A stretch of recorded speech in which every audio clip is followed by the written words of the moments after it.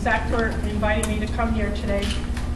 I've been associated with the ALS Association for about 7 years now. My husband was diagnosed with ALS in 2003 after going to doctors for 8 months, jumping from doctors to doctors. And he started with just a stiff neck.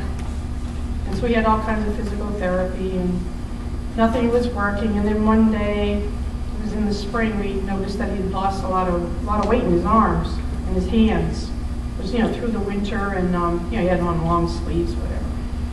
So then we started taking him to different doctors, Rothman Institute down in Philadelphia, and they said we should go to a neurologist, which we did. And the neurologist had my husband sit in a chair with his shirts off, and the doctor sat on a stool and just looked at him. He just sat there and looked and looked and looked. Like, what is he doing? And he goes, hasn't a doctor ever done this before? No. And he could actually see my husband's muscles twitching, and that is a sign of ALS. So they do a lot of blood tests to eliminate other diseases, and then the final diagnosis is a EMG test, where they stick little needles into your skin and test the muscle reactions. And so that came back positive for ALS. So then he sent us down to the ALS clinic down in Philadelphia, where we got a second opinion, and we met the great staff down there, and unfortunately it was, they agreed it was ALS. And it was 16 months after that he died.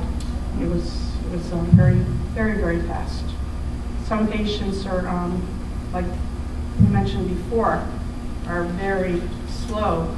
We had a handicapped van, and I sold that after my husband died to somebody that was like 42 years old. He's had ALS for 8 years, and he still has that van. And never expected him to live that long. But I can say that the chapter down in Philadelphia was a great help to us, all the support for all the different issues that a patient might have with equipment. The loaner closet is a great thing. We actually donated a lift chair down there afterwards that we had to purchase, and that's always a great thing to have. The nurses down there, the doctors, they were great. I became a part of the support group in Lawrenceville, New Jersey, and that meets once a month, and they have those through the whole area. Family, friends can go to those meetings, and I always encourage people that I meet that are afflicted with a family member or a friend with ALS to attend those meetings, because they are great support. I still go because we give the new patients and their families support. There's a whole group of us in the Lawrenceville, Mercer County area that have lost our spouses, but we still attend the meetings.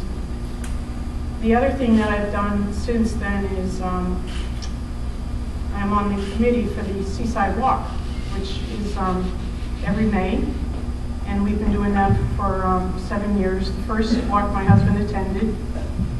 But family and friends,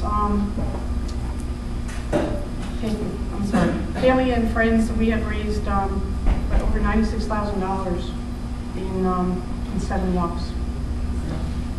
And that's, anybody out there